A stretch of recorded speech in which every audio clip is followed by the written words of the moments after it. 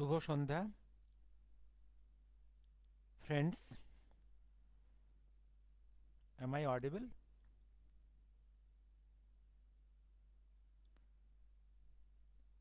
Am I audible?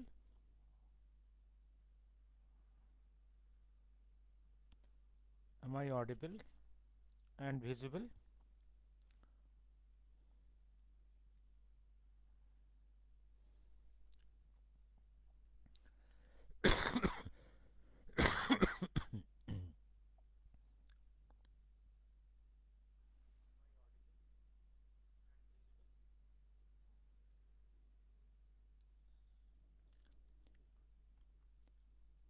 Shubho Sandhya friends. আজকে বলবো only on Venezuela. আমরা আমাদের কি শিক্ষা নেওয়া উচিত ভেনেজুয়েলা।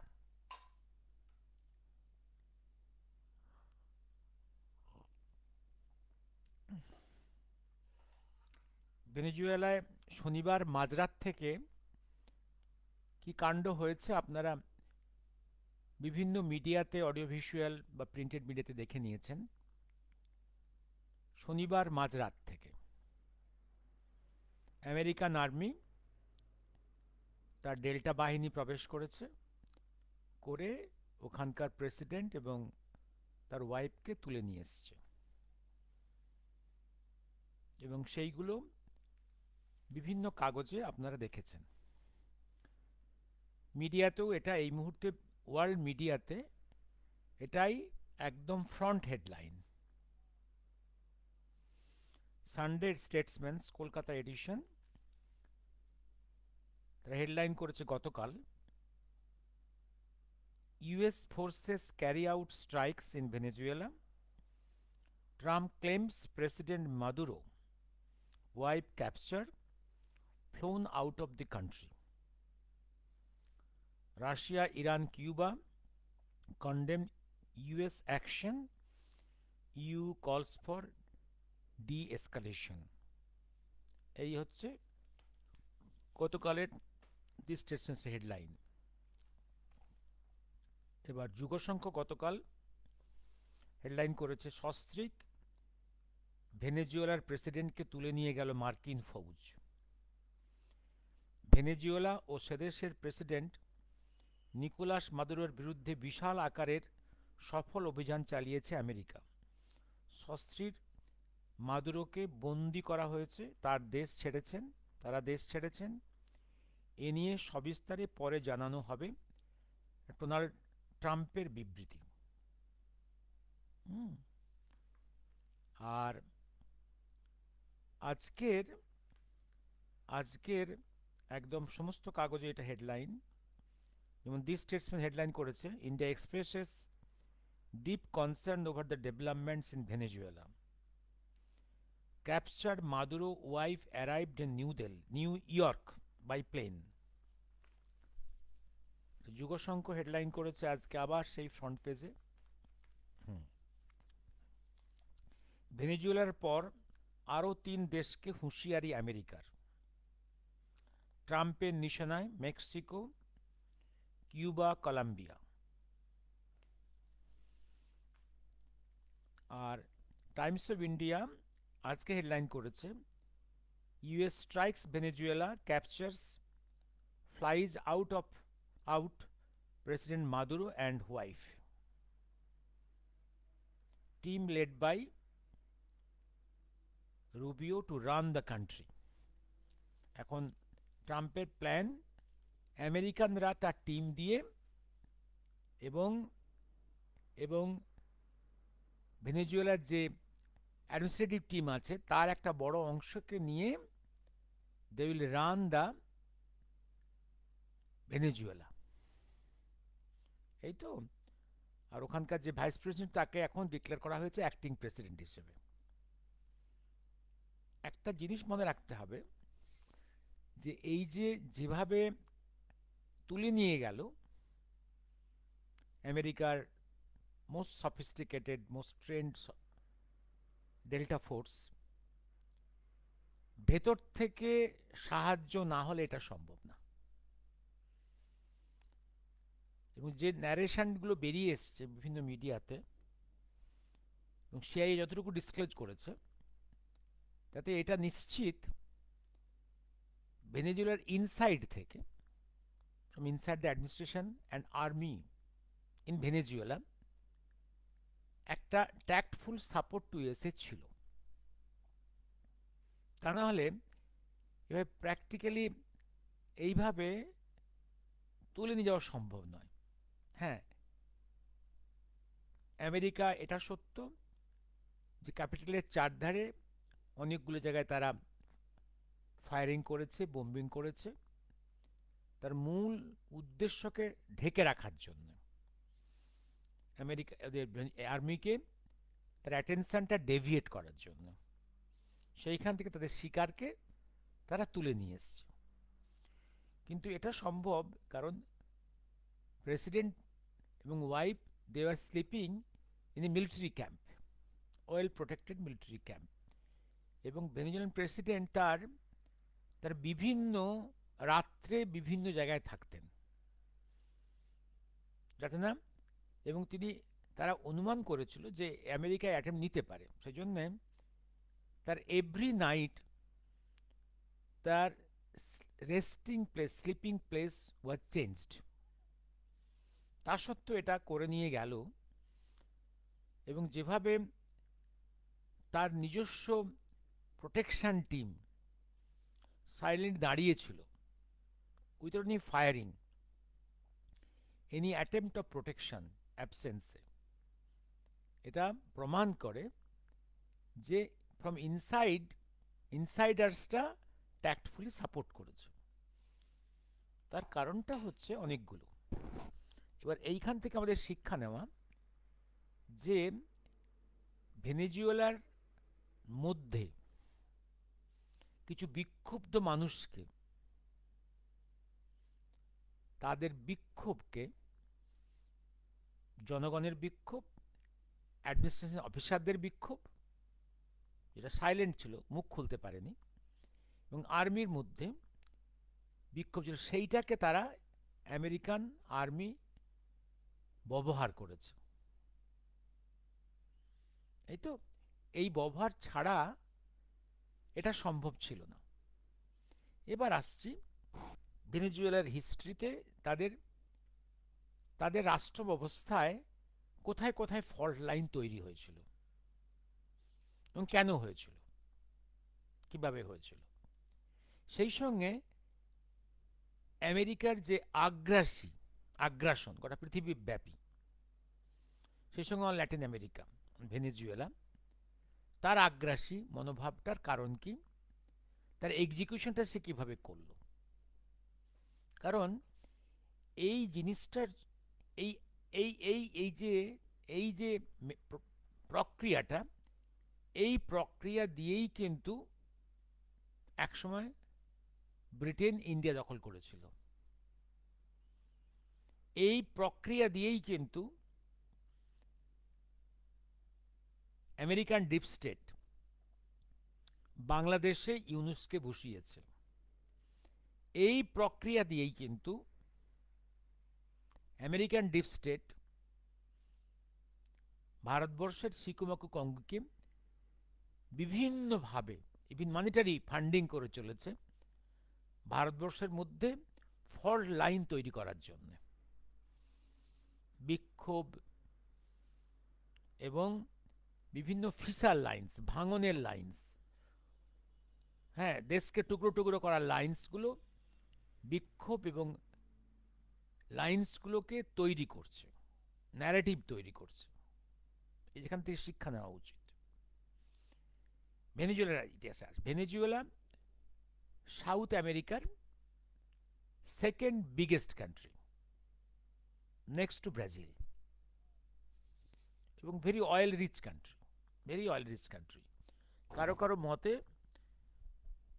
ওয়ার্ল্ডের প্রায় 17 to 20% টোটাল অ্যাসেসড অয়েল রিজার্ভের তারা অধিকারী, ক্রুড পেট্রোলিয়াম।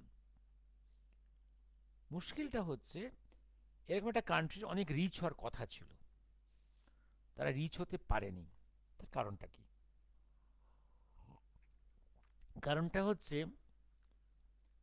সাউথ আমেরিকাতে, ব্রাজিলে একটা কমিউনিস্ট মনোভাবাপন্ন, ওরা সোশ্যালিস্ট বলে, একটা কমিউনিস্ট সরকার দীর্ঘদিন রাজত্ব করে চলেছে।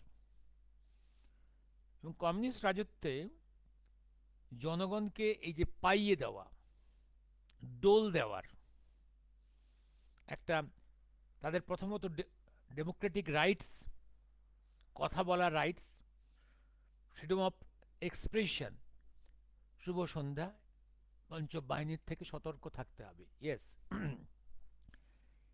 এদেশের ওরা মানুষের হিউম্যান রাইটসগুলোকে ভায়োলেট করেছে, যেটা কমিউনিস্টরা চিরকাল সব জায়গায় করে।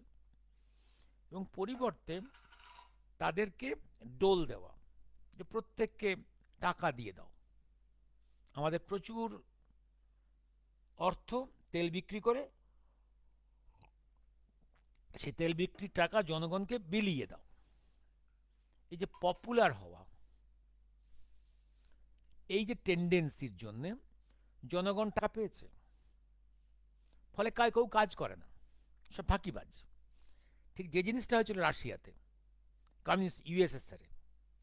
ইউএসএসআরে সবার খাদ্য ওয়াজ অ্যাসিওর, সে কাজ করুক আর নাই করুক। এবং সেইটা সংগ্রহ করতো Russia, mainly from Ukraine and, যে কমিউনিস্ট রাশিয়া যে বিশাল এম্পায়ার তৈরি করেছিল by conquering many countries of the East Europe, সেইখান থেকে ইস্ট জার্মানি, পোল্যান্ড, সব জায়গা থেকে ওরা খাদ্যগুলো নিয়ে আসত, নিয়ে নিজেদের লোককে খাওয়াতো। জনগণ খুব খুশি, কাজ না করেও খাদ্য পাচ্ছে। কাজ না করেও খাদ্য পেলে কে আর কাজ করে? ফলে গভর্নমেন্টের যে সমস্ত যে ল্যান্ডস ছিল গভর্নমেন্ট ওন্ড, সেই ফার্মে প্রোডাকশন কমে গেছিল একসময়। এবং সেটা আরও অনেক বিভিন্ন কারণে, শেষ কারণটা হচ্ছে তার অর্থনীতি কোলাপস করলো তার আফগান দখল করতে গিয়ে, আফগান অভিযানের। তখন এটা ইউএসএসআর ব্রেকডাউন করলো।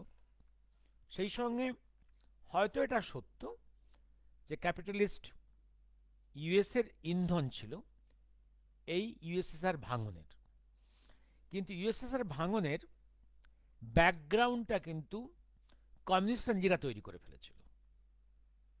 সবটা আমেরিকাকে দোষ দিয়ে লাভ নেই যে তারা প্রভোগ করেছে এই ভাঙনের। কমিউনিস্টরাই ইউএসএসআরকে তৈরি করেছিল এবং তার ব্রেকডাউনের তার পথ তৈরি করে রেখেছিল।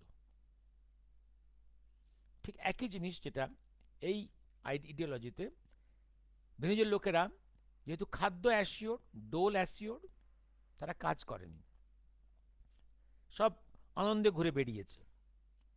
ফলে প্রোডাকশন কমে গেছে, প্রোডাকশন কমে গেছে, চাষবাস করে না, প্রোডাকশন নেই, ফ্যাক্টরিতে কোনো প্রোডাকশন নেই, বিদেশ থেকে মাল কিনতে হচ্ছে এবং জনগণকে ডোল দিতে হচ্ছে। এবং এই ডোল দিতে যাওয়ার, এই রাজনীতি করতে গিয়ে ভেনেজুয়েলান সরকারকে নোট ছাপাতে হয়েছে, প্রচুর নোট ছাপিয়ে গেছে, নোট ছাপিয়ে গেছে।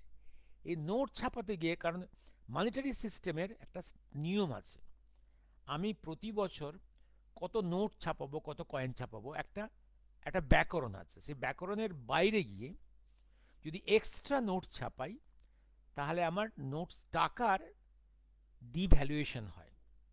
তাই হয়েছে। কি হয়েছে? বস্তা বস্তা নোট নিয়ে গেছে মার্কেটে সামান্য খাবার কেনার জন্য। ওদের ইকোনমি কোলাপস করে গেছে, দেশে বিক্ষোভ হয়েছে। সেই বিক্ষোভ দমন করতে গেছে ভেনেজুয়েলার কমিউনিস্ট আর্মি। তাতে আর মানুষের কথা বলার অধিকার চলে গেছে। ফলে লক্ষ লক্ষ ভেনেজুয়েলান্স তারা সাউথ আমেরিকার অন্যান্য দেশে তারা রিফিউজি হয়ে চলে গেছে এবং অনেকে বাধ্য হয়েছে আমেরিকাতে ইনফিলট্রেট করতে। হলো, সেই বিক্ষুব্ধ লোকেরা, দেখবেন আপনারা, বিক্ষুব্ধ লোকেরা ভেনেজুয়েলার বাইরে কাল থেকে গত আনন্দ করেছে। যে মুহূর্তে প্রেসিডেন্ট মাদুরো অ্যারেস্ট হয়ে গেছে, কিডন্যাপ অ্যারেস্ট হয়ে গেছে, they have danced in joy. তারা একটা মুক্তির আনন্দের করছে। আমি এটা বলছি না যে আমেরিকা ভেনেজুয়েলা আক্রমণ করে তার প্রেসিডেন্টকে কিডন্যাপ করে কোনো মহান কাজ করেছে, কারণ এটা খুব অন্যায় করেছে, এটা ইন্টারন্যাশনাল লকে ব্রেক করেছে, একটা দেশের সোভারেনিটিকে সে ব্রেক করেছে।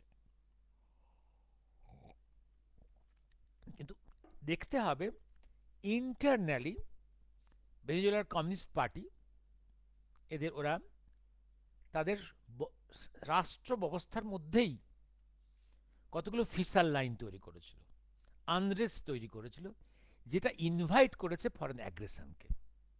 আর আমেরিকা তো ওয়েট করছিল এরকম একটা সুযোগ আসুক, এই সুযোগটাকে সে সদ্ব্যবহার করবে। কারণ কমিউনিস্ট হওয়ার জন্য, অন্য দিকটা এবার আসি, কমিউনিস্ট হওয়ার জন্য ভেনেজুয়েলা তাদের যত বন্ধুত্ব রাশিয়ার সঙ্গে, চীনের সঙ্গে, কিউবার সঙ্গে, ইরানের সঙ্গে, যারা সবাই আমেরিকার স্বার্থের বিরুদ্ধে, এইখানটাও আমেরিকার রাগ। Number one communism, number two এই লোকগুলো ভেনেজুয়েলার বন্ধু, নাম্বার থ্রি আমেরিকানদের অভিযোগ, যেটা প্রেসিডেন্ট ট্রাম্পের একদম ওপেন বক্তব্য, যে আমেরিকান মার্কেটে হিউজ ড্রাগস, নেশাদ্রব্য, যেটা স্মাগলড ইন হয় অ্যাক্রস দ্য সাউদার্ন বর্ডার, এটা আসে ভেনেজুয়েলা থেকে। এটা নাকি ভেনেজুয়েলার প্রেসিডেন্ট, সে নিজে leader of this smuggling team. এটা প্রেসিডেন্ট ট্রাম্পের বক্তব্য, অনেক আমেরিকানদের বক্তব্য। এবং আমেরিকান মার্কেটে যে ড্রাগস স্মাগলড ইন হয়, not only from Venezuela but also from Colombia. Colombia এই মুহূর্তে নাম্বার ওয়ান, যেমন মাফিয়াদের জায়গা, এবং ড্রাগ স্মাগলিংয়েও সে number one contributor to the American market. এবং অন্যান্য আমেরিকান, ল্যাটিন আমেরিকান কান্ট্রি আছে। এই মুহূর্তে তার সব রাগটা হচ্ছে ভেনেজুয়েলার বিরুদ্ধে। পরবর্তীকালে সে আরও অনেক টার্গেট করে রেখেছে।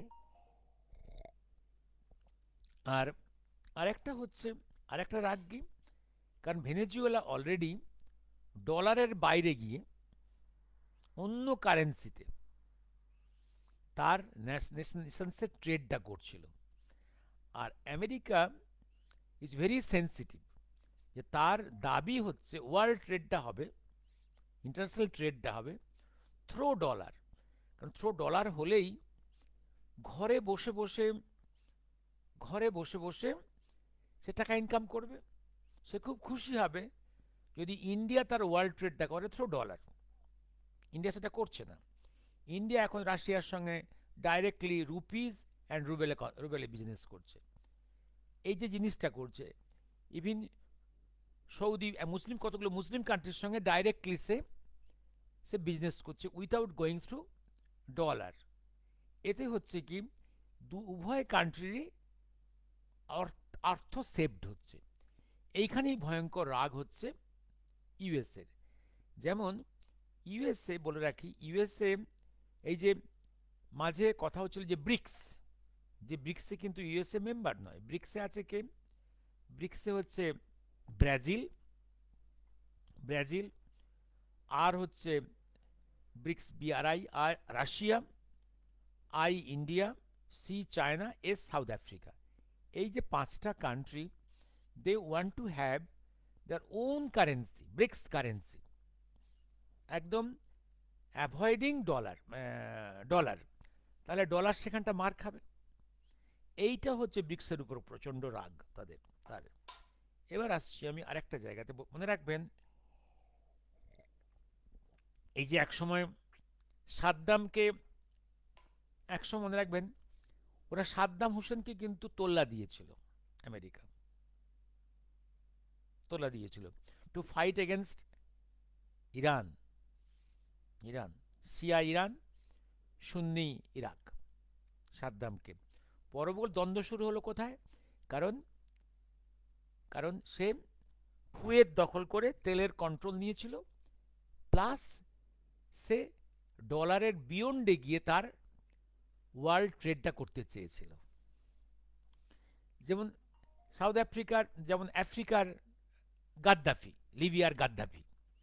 গাদ্দাফি একটা সময় চেয়েছিল যে ডলারের বাইরে সাউথ আফ্রিকার জন্য নিজস্ব একটা কারেন্সি করবে, এবং that's currency will be composed of gold, একটা gold coin for Africa, African countries. Africa তো কম কান্ট্রি নেই, প্রায় 50টা কান্ট্রি আছে, এবং সেটা হবে avoiding the dominance of the dollar. এবং এটাও একটা কারণ গাদ্দাফির এগেনস্টে আমেরিকান আর্মি ঢোকার একটা কারণ। যেমন একটা একটা একটা রিজনিং শুনছিলাম, এই যে ব্রড ডেলাইটে পাকিস্তানের এক্স প্রাইম মিনিস্টার বেনজির ভুট্টো খুন হয়েছিলেন, এই খুনের পেছনে আমেরিকা ছিল। কারণ বেনজির ভুট্টো একসময় চেয়েছিল যে এই যে ডলারের ডোমিনেন্সটাকে বাইরে গিয়ে Pakistan for the Asian countries একটা নতুন কারেন্সি তৈরি করুক। এরকম একটা কথা শোনা যায়, জানি না কতখানি সত্য। এনিওয়ে, আমেরিকা কখনোই চাইবে না তার গ্লোবাল মার্কেটে, তার ওয়ার্ল্ড ট্রেডে ডোমিনেন্স অফ ডলার হয়ে যাক। ডি ডলারাইজেশনটাকে যেমন অনেক কান্ট্রি চাইছে, এই ডি ডলারাইজেশনটা সম্বন্ধে আমেরিকা অত্যন্ত ভীত। পার্টিকুলারলি ট্রাম্প তো প্রচণ্ড অ্যাগ্রেসিভ, ওদের ন্যাশনালিস্ট বলতে হবে, ওদের অ্যাঙ্গেলে ন্যাশনালিস্ট। কারণ ওর তো স্লোগান মাগো, মাগো means make America great again. এই ডোমিনেন্সের জন্য, এই ডোমিনেন্সের ও চায়। এবার আমি কোনখানটা, এবার আমেরিকা ওয়েট করছিল যে, এবং সে গত কয়েক মাস ধরে ভেনেজুয়েলার চারধারের সমস্ত কোস্টাল এরিয়াতে সে তার নেভেল ফোর্সকে সে প্লেসমেন্ট দিয়েছে টু থ্রেড ভেনেজুয়েলা, যাতে সে সারেন্ডার করে। তা সে করেনি, এবং তখন সে এরকম একটা ভেরি ভেরি স্কিলড একটা অপারেশন করলো, যে কারাকাসে গিয়ে একদম ক্যাপিটালের মধ্যে একটা ওয়েল প্রোটেক্টেড আর্মি ক্যাম্প থেকে তার প্রেসিডেন্ট এবং তার ওয়াইফকে তুলে নিয়ে এলো, ঘুমন্ত অবস্থা থেকে তুলে নিয়ে এলো। এটা ডেফিনেটলি আমেরিকান আর্মির ডেল্টা বাহিনীর একটা প্রচণ্ড বড় সাকসেস। এটা ট্রাম্পও সাকসেস দেখাতে পারে, কিন্তু অ্যাট দি সেম টাইম এটাও আমেরিকা দেখিয়ে দিল কত সে ভয়ঙ্কর হতে পারে। তার ভয়ঙ্কর রূপটাও পৃথিবী দেখল। আমেরিকান ডিপ স্টেটের বা আমেরিকান স্টেটের ভয়ঙ্কর যে রাক্ষসের রূপ, এটা ছিল অনেকটাই পর্দার পেছনে, সেটা অনেকটা এক্সপোজড হয়ে গেল। এখন পৃথিবীর অন্য সব দেশ, ইভিন বড় বড় কান্ট্রিগুলো, চীন, রাশিয়া, ইন্ডিয়া, ব্রাজিল, সবাইকে সবাইকে এখন এখন অনেক কিছু নতুন করে অরিয়েন্ট করতে হবে। এই এই গ্লোবে ইন্টারনেট একটা ইন্টার রিলেশনসে অনেক কিছুতে আসতে হবে। তাদের ফরেন পলিসি, তাদের ডিফেন্স পলিসিকে অনেক কিছু ভাবতে হবে। আমেরিকা তার ভয়ঙ্কর রূপ সে দেখিয়েছে। সুতরাং একটা দিক, আমেরিকার এই অ্যাকশানে তার একটা নেগেটিভ সাইডও কিন্তু তৈরি হলো। যেমন সে তার হিত সম্মান কিছুটা ফিরে পেল। যেমন তার হিত সম্মান কোথায়, তার তার লজ্জা কোথায়? লজ্জা হচ্ছে তাকে একদম ফ্রম আফগানিস্তান ফিরে যেতে হয়েছে। তার রিট্রিট ফ্রম আফগানিস্তান, এটা তার কাছে একটা অপমান, তার ইরানের কাছে তার অপমান। চীনের সঙ্গে সে পেরে উঠছে না। ইউক্রেন ফ্রন্টে ইউক্রেনকে তাতিয়ে সামনে এগিয়ে দিয়েও সে এখনো পর্যন্ত পুটিনকে মাথা নত করাতে পারছে না, করাতে পারছে না। এই যে এতগুলো ফ্রন্টে সে ভেনেজুয়েলার প্রেসিডেন্টকে কিডন্যাপ করিয়ে এনে সে দাদাগিরি দেখালো।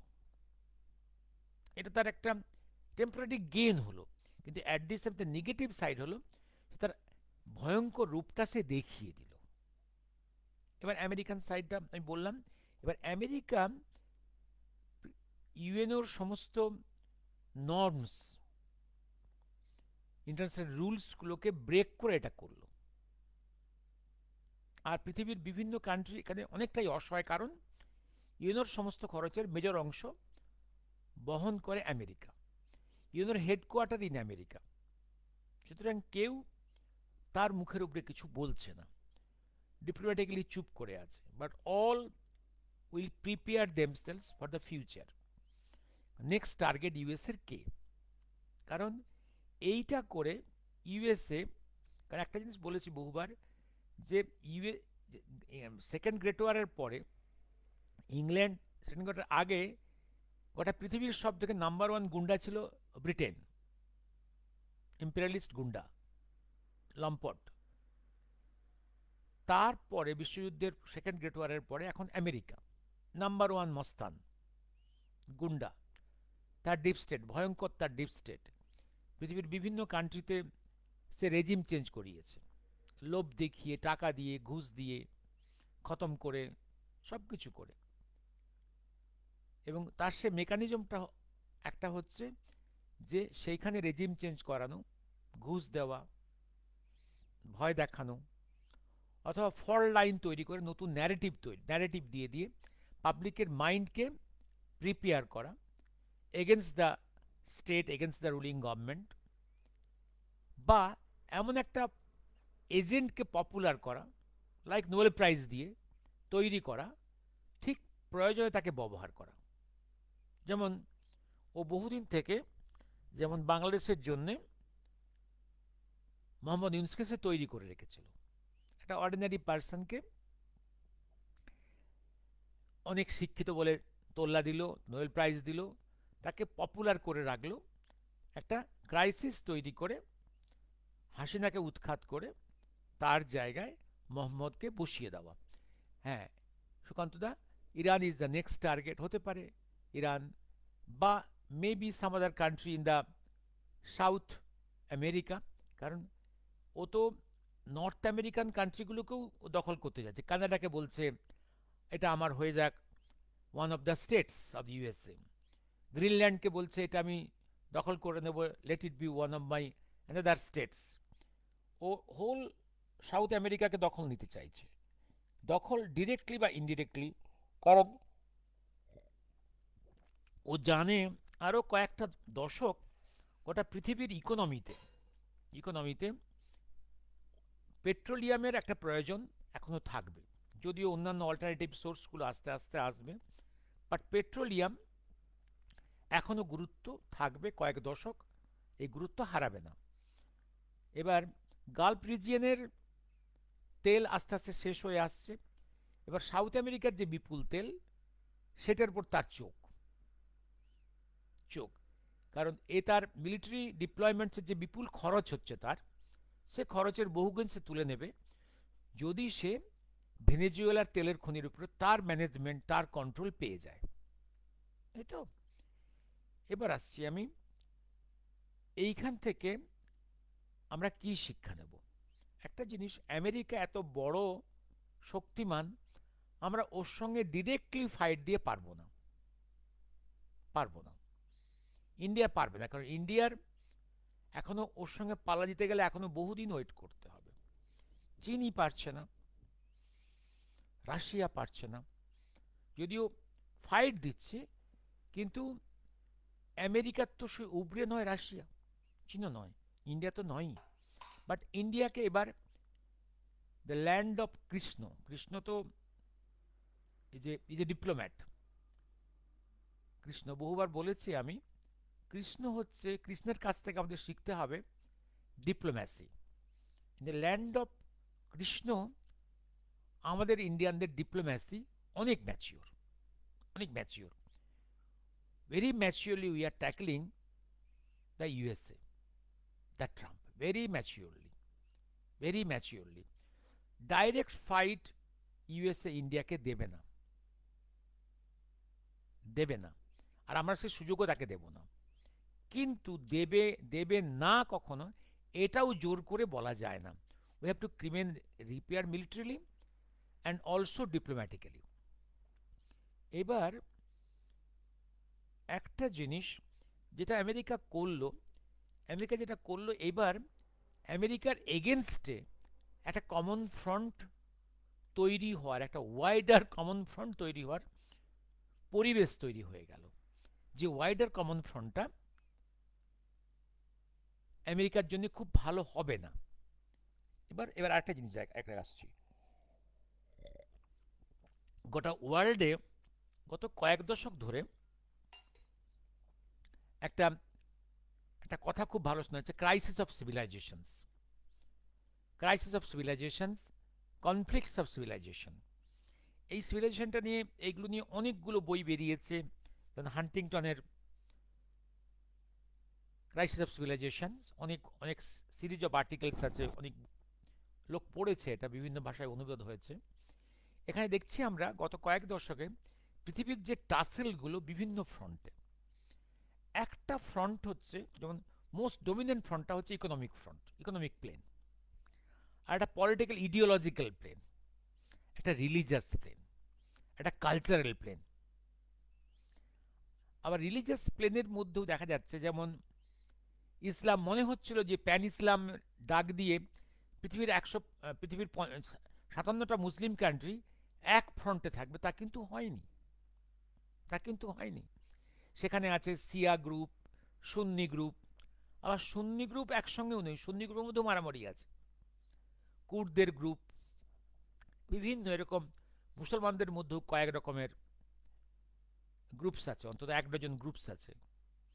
আবার খ্রিস্টানদের মধ্যেও ক্যাথলিক গ্রুপ আছে, প্রোটেস্ট্যান্ট গ্রুপ আছে, আবার সেখানে আছে আবার গ্রিক অর্থোডক্স গ্রুপ আছে, ওখানে রুশিয়ান একটা অর্থোডক্স গ্রুপ আছে, বিভিন্ন রকমের আছে। সুতরাং একটা কমন প্ল্যাটফর্ম নেই, যে রিলিজিয়াস ফ্রন্টটাই শেষ কথা নয়, আবার মিলিটারি ফ্রন্টটাই শেষ কথা নয়, অনেক কিছু, এই যে ইন্টারন্যাশনাল রিলেশনসটা অনেকগুলো ফ্যাক্টর উপর ডিপেন্ড করে।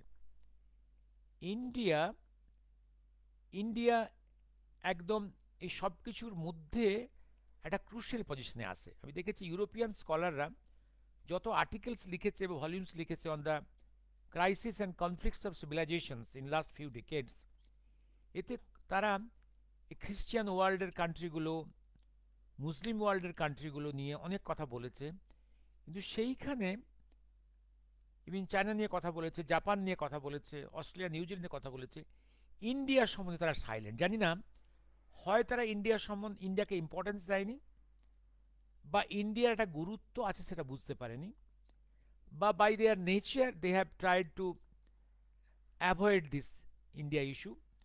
কিন্তু ভারতবর্ষ এই মুহূর্তে এই পৃথিবীতে ইন্টারন্যাশনাল রিলেশনসে একটা ইম্পর্ট্যান্ট রোল প্লে করছে, কোনো সন্দেহ নেই।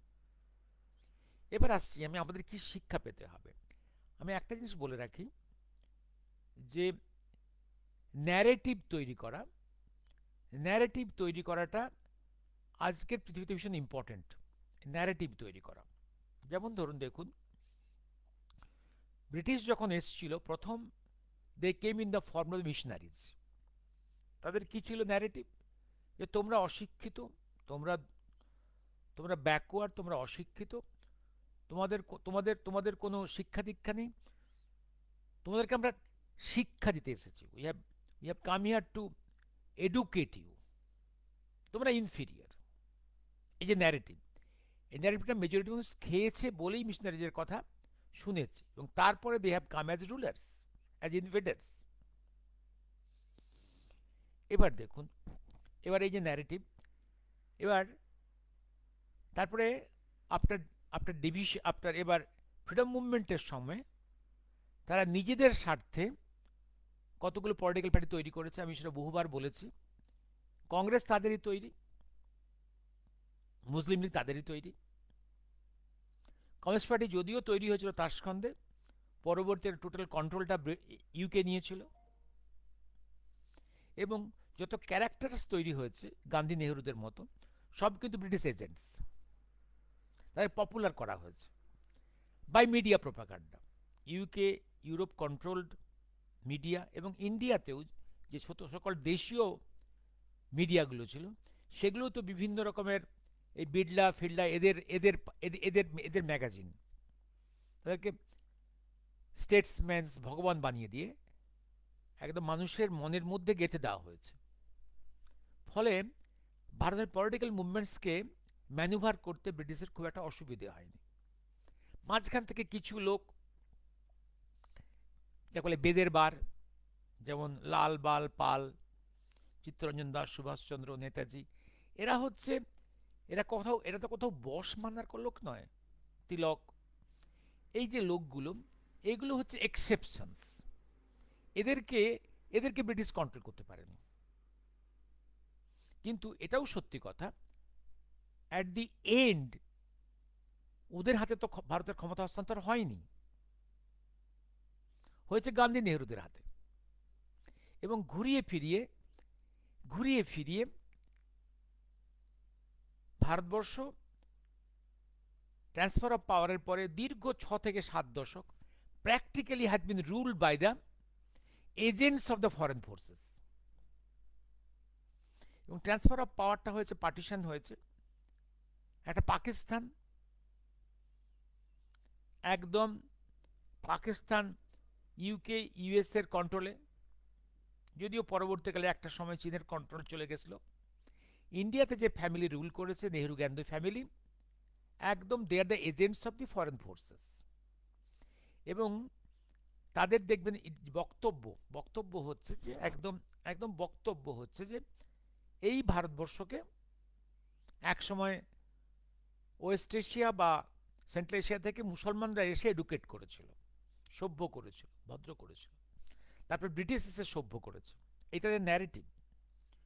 ইন্ডিয়ার যে ঐতিহ্য, যেটা রামায়ণ, মহাভারত, গীতা, ভাগবত, বেদান্ত, বেদ, এগুলো সব কল্পকাহিনী, এখানে কোনো জ্ঞানগম্যি নেই। এবং খুব ইন্টেলিজেন্টলি সংস্কৃতটাকে তুলে দেওয়া হয়েছে, কারণ সংস্কৃতটার মধ্যেই এই জ্ঞান ভাণ্ডারটা আছে, ভারতের গরিমাটা আছে। আর সংস্কৃতের দরজা ক্রস না করতে পারলে আপনি জ্ঞান ভাণ্ডার বুঝতে পারবেন না। সুতরাং এইটাকে এলিমিনেট করে এই যে ইনফিরিয়রিটি কমপ্লেক্সটা তৈরি করে রেখেছে ভারতের জনগণের মধ্যে।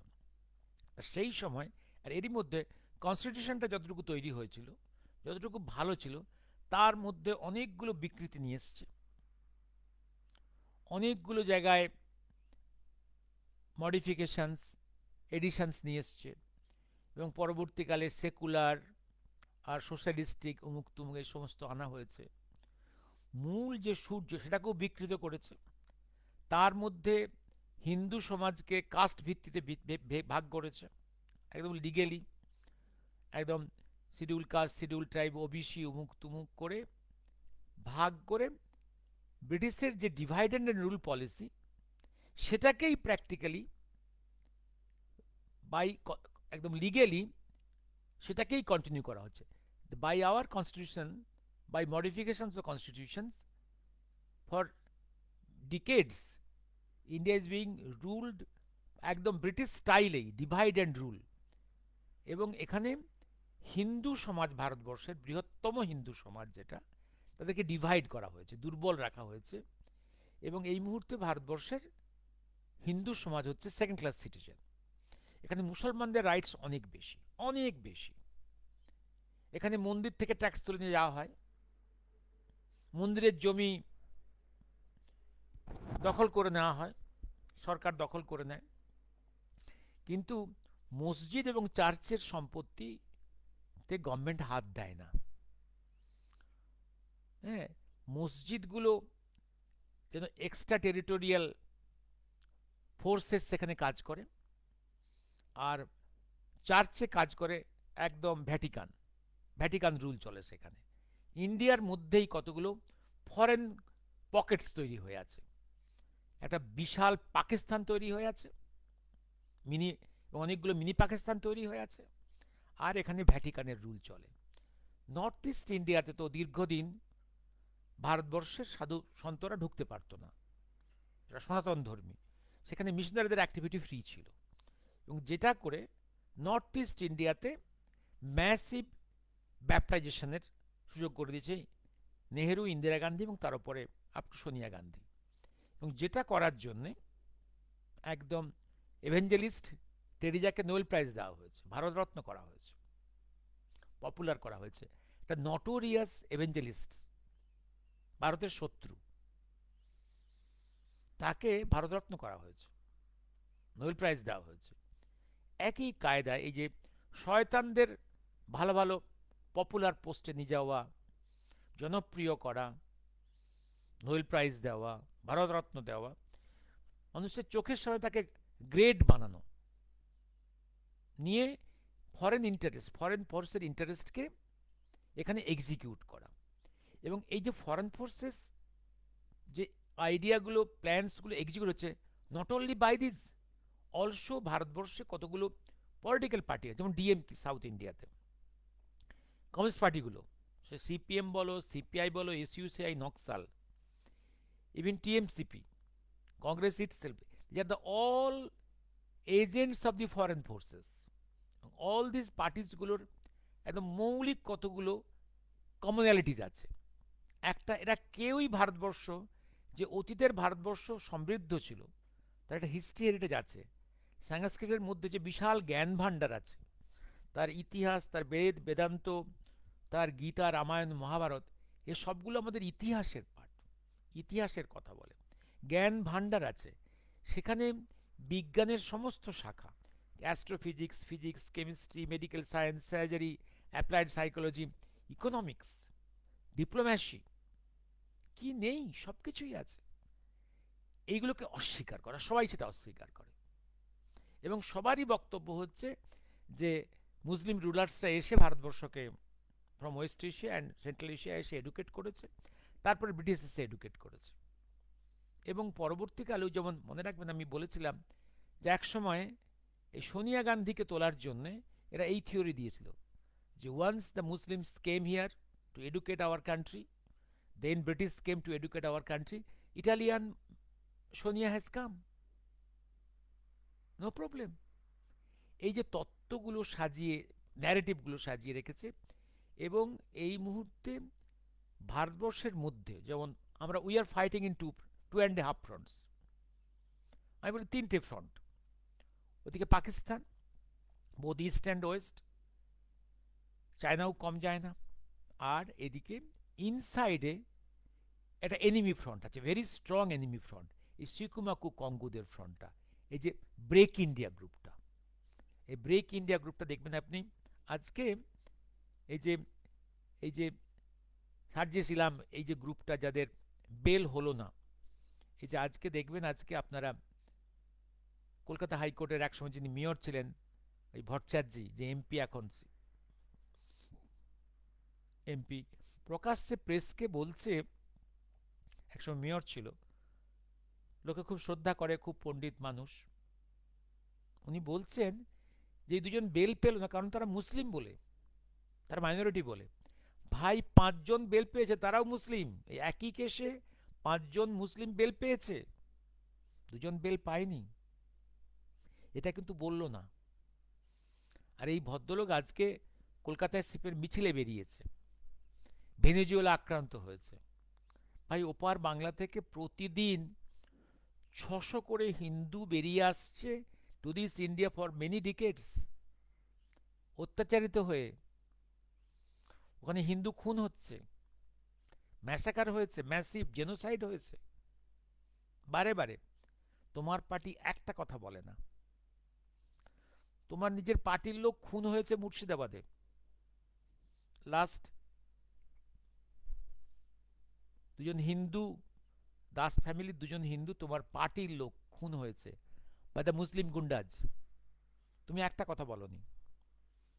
তুমি এত নির্লজ্জ। তোমার পার্টি এখনো ফান্ডিং পায়, এই যে কমিউনিস্টদের ফান্ডিংটা অনেকগুলো সোর্স থেকে আসছে। একটা হচ্ছে পেট্রোডলার, একদম ইসলামিক মানি, আর একটা হচ্ছে একদম এই যে এই যে এই যে এই যে এই যে ব্রেক ইন্ডিয়া গ্রুপটা, এরা একদিক থেকে এরা এরা এরা এরা হচ্ছে আমেরিকার দালাল। আপনি এমন কোনো কমরেড পাবেন না, বড় বড় নেতারা, যারা মার্কিন সাম্রাজ্যবাদ নিপাত যাক এই স্লোগান দেয় না। এটা না দিলে ওদের ভাত হজম হয় না। কিন্তু ওদের অসুখ করলে ওরা ইউকে ইউএসএতে যায় চিকিৎসা করতে। ওদের বউ ছেলেমেয়েরা থাকে ইউএসএতে, পড়াশুনো করে আর চাকরি করে। ওরা কেউ চায় না কিউবা রাশিয়া যায় না। এই হিপোক্রেটস এরা। এবং ভারতবর্ষের, ভাই 60 বছর তো তোমাদের পছন্দের গান্ধী নেহেরু ফ্যামিলি তো দেশটা চালিয়েছে।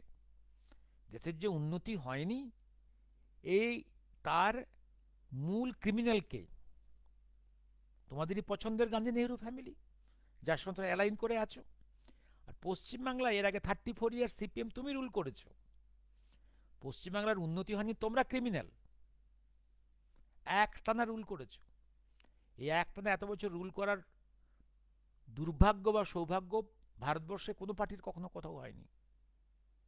তারপরে তো আজকে প্রায় 14 বছর প্লাস আরেকটা পার্টি ক্ষমতায় এসছে। এই পশ্চিমবাংলাকে শিক্ষা, স্বাস্থ্য, শিল্প সর্বত্র নরক বানিয়ে দিয়েছে। সুতরাং তোমরা এই যে বিক্ষোভ দেখাচ্ছ কেন্দ্রের বিরুদ্ধে, তার কারণ কেন্দ্রে বহু দশক পরে একটা ন্যাশনালিস্ট টিম ক্ষমতায় এসছে। এবং এই মাত্র 13 বছরে যে পরিবর্তনটা এনেছে ভিন্ন সেক্টরসে, তোমরা ভীত সন্ত্রস্ত। এবং তোমাদের ফরেন মাস্টার্সরাও ভীত। শিকুমাকু কঙ্গোদের এই যে এদের তো ওই slogan break India, break India slogan এদের সমস্ত, এদের ওরা উর্দু হিন্দিতে যে স্লোগানগুলো দেয়, মূল কথা হচ্ছে এই দেশটাকে টুকরো টুকরো করে ফেলো, দেশটাকে আঘাত করো। তোমাদের রাগ হচ্ছে যে মোদিজির উপরে, বিজেপির উপরে, আরএসএস এর উপরে। সেইটা করতে গিয়ে তোমরা সারা দেশটাকে আঘাত করতে চাইছো। হ্যাঁ, তোমরা ভারতবর্ষে যে এই যে গত 7 দশক ওপার বাংলা থেকে কয়েক কোটি হয়েছে ইনফিল্ট্রেশন, তোমরা তাদেরকে ভারতের নাগরিক হিসেবে রেখে দিতে চাও। কারণ তারা তোমাদের ভোট ব্যাংক। একসময় সিপিএম এর ভোট ব্যাংক ছিল, এখন টিএমসিপির ভোট ব্যাংক। মৃত লোকেদেরও রাখতে চাও। লক্ষ লক্ষ লোক মরে গেছে, তাদেরকেও, তারাও ভোটার। লক্ষ লক্ষ ডিসপ্লেসড হয়ে অন্য রাজ্যে চলে গেছে, তারাও ভোটার। ইনফিল্ট্রেশন, তারাও ভোটার। ভাই, তোমাদের ছেলে মেয়েরা যারা বিদেশে চাকরি করছে আছে, তারা কি ওখানে ভোট দিতে পারে? আর they citizens there? No, they are in work permit. পৃথিবীর সব সভ্য দেশে একটা নিয়ম আছে, your boys and girls can go there with a work permit or education visa. They cannot vote there, they are not citizens there. Citizenship হওয়ার প্রতিটা দেশে একটা নিয়ম আছে। ভারতবর্ষে কিছু নিয়মটা মানতে হবে, নাহলে ভূতের ভোট,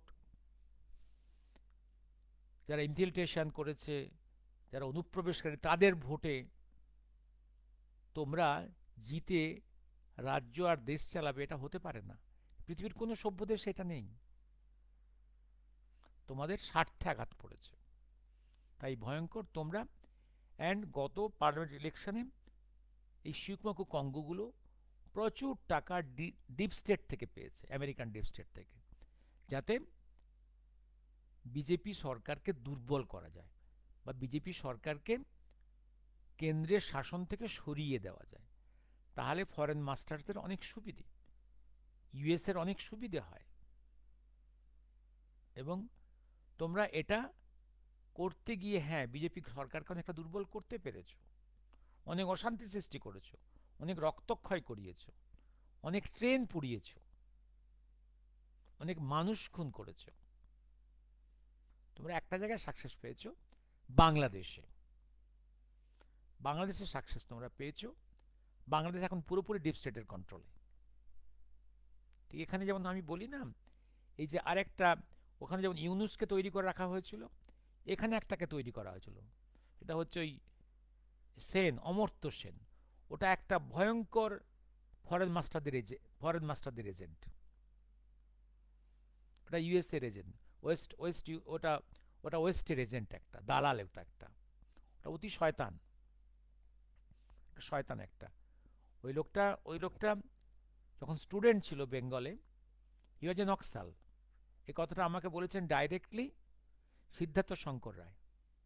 উনি বলেছেন যে ওর বাড়ির তরফ থেকে আমাকে তখন he was central minister in charge of Bengal, তখন বেঙ্গলে গভর্নর রুল, যে ওনার বাবা তো একটা হাইলি পজিশন পার মানুষ ছিলেন। আমার কাছে রিকোয়েস্ট এলো ওকে সেভ করার জন্য। আমি আমি চেষ্টা করলাম, অ্যাকচুয়ালি আমি স্মাগলড হিম আউট, এবং বলে দিলাম ইন্ডিয়া লিভ করতে। সেদিনও ইন্ডিয়া লিভ করে বেরিয়ে গেছিল বাইরে। এবং সেই নকশাল এখন নাকি অধ্যাপক, বিশাল মাপের অধ্যাপক, জিউস ফ্যামিলির এক মেয়েকে বিয়ে করে, যে ফ্যামিলি নোবেল কমিটির member, who selects the Nobel, so called Nobel. আর ইকোনমিক্সে নোবেল প্রাইজ নয়, ইকোনমিক্সে Nobel prize is not Nobel prize. ওরা নোবেল প্রাইজ বলে, কারণ অ্যালফ্রেড নোবেল ইকোনমিক্সে কোনো নোবেল প্রাইজ উইল করে যাননি। সুইস ব্যাংকে, ওদের ওদের সুইডেন ব্যাংকে অ্যালফ্রেড নোবেল যে এক্সট্রা টাকা পড়েছিল, সেই টাকার একটা অংশ যেটা এক্সট্রা পড়ে আছে, সেইটা দিয়ে ইকোনমিক্সে একটা প্রাইজ দেওয়া হয়, সেটা হচ্ছে ওই সুইডিশ ব্যাংক প্রাইজ। যেহেতু নোবেল কমিটি সেটা অ্যাওয়ার্ডটা সিলেক্ট করে, এরা চালিয়ে যায় এটা নোবেল প্রাইজ, এটা নোবেল প্রাইজ নয় এটা। This man is a scoundrel. ও তো শান্তিনিকেতনে ল্যান্ড চুরি করে বসে আছে। এই লোকটা মনে রাখবেন, সিপিএমের সময় সিপিএম, এখন টিএমসিপির লোক হয়েছে। ওর সম্বন্ধে আমি অনেক আলোচনা করেছি। ভয়ঙ্কর ধান্দাবাজ, এটাকেও তৈরি করে রাখা হয়েছে যদি ইউজ করা যায়। লোকটা এত বয়স হয়ে গেছে, এটাকে আর বোধহয় ইউজ করা যাবে না। আর এটা বিনায়ক, মনে আছে সেই বিনায়ক আর অমর্ত্য সেনেরা কেন্দ্রীয় সরকারকে কয়েক বছর আগে অ্যাডভাইস করেছিল যে আরো টাকা ছাপাও, টাকা ছাপাও, টাকা ছাপাও করে গরিবদের বিলি করো। এরা হচ্ছে এরকম ইকোনমিস্ট। এই অমর্ত্য সেন আর বিনায়ক এরা এরকম ইকোনমিস্ট। দে অ্যাডভাইসড সেন্ট্রাল গভর্নমেন্ট প্রচুর টাকা, নোট ছাপাও, নোট ছাপাও, নোট ছাপিয়ে সেই নোটগুলো বিলি করে দাও, গরিবদের বিলি করো, ইকোনমি বুস্ট হবে, লোকের নাকি পারচেজ ক্যাপাসিটি আসবে। এরকম ইকোনমিস্টেরা, এরকম ইকোনমিস্টরা পৃথিবীর কোন কাজে লাগবে, কোন দেশের কোন কাজে লাগবে? এবং এই করতে গিয়েই, নোট ছাপতে গিয়েই, ডোল দিতে গিয়ে আর নোট ছাপতে গিয়েই ভেনেজুয়েলা আজকে সর্বশান্ত হয়েছে, এবং সেখানে সেই সুযোগে আমেরিকা ঢুকে পড়েছে। সুতরাং আমি আবার বলি, শিকুমাকু কঙ্গু এইগুলো সব ব্রেক ইন্ডিয়া শুধু গ্রুপ নয়, এরা হচ্ছে ফরেন মাস্টার্সদের দালাল। বিকজ ওদের মাথাগুলো is regularly funded by foreign money. এরা বিদেশে গিয়ে অ্যাওয়ার্ড পায়, ভিজিটিং লেকচারারশিপ পায়, অনার পায়, প্রাইজও পায়, টাকাও পায়, এবং মালা পরে পপুলার হয়, আমাদের জনগণ হাততালি দেয়। শুভরাত্রি। হ্যাঁ, Sukanta, the next target is also Cuba. Common ফ্রন্টে ভারত একটা মুখ্য ভূমিকা নেবে। ঠিকই বলেছেন, আমেরিকার এগেনস্টে একটা কমন ফ্রন্ট তৈরি হচ্ছে ধীরে ধীরে, তারাই পৃথিবীর নেতৃত্ব দেবে। এখন ওয়ার্ল্ডে দেখবেন দুটো ফ্রন্ট তৈরি হচ্ছে, একটা হচ্ছে against Islam is a common front, against Islam is a common front. Islam means extremist Islam, extremist Islam, terrorist ইসলামের এগেনস্টে একটা কমন ফ্রন্ট তৈরি হচ্ছে।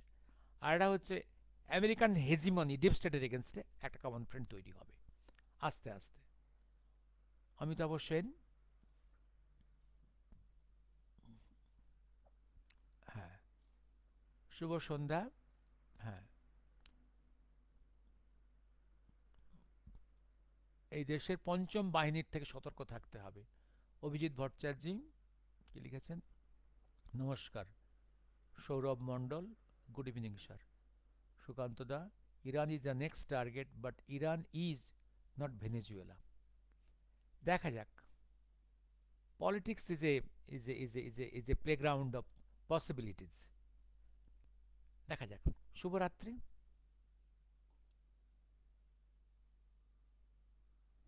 শুভরাত্রি।